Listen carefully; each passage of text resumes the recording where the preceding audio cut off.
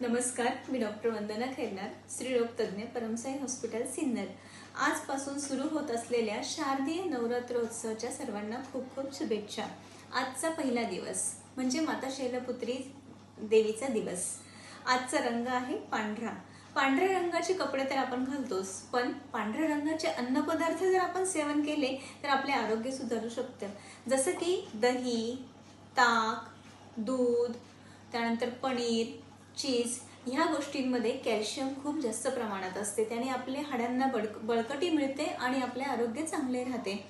जर काहींना जर दुधाची ॲलर्जी असेल किंवा दुधाने पित्त होत असेल तर त्याऐवजी आपण दही आणि ताक यांचा भरपूर प्रमाणात वापर करू शकतो।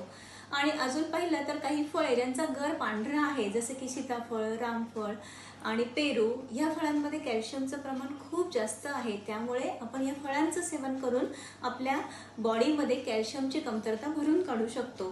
तसेच पांढरे तीळ आपण जे भाज्यांमध्ये वापरतो त्या पांढऱ्या तिळामध्येही भरपूर प्रमाणात कॅल्शियम आहे। त्यामुळे आपण अशा अन्नपदार्थांचे सेवन करून आपले आरोग्य नक्कीच सुधारूया। धन्यवाद।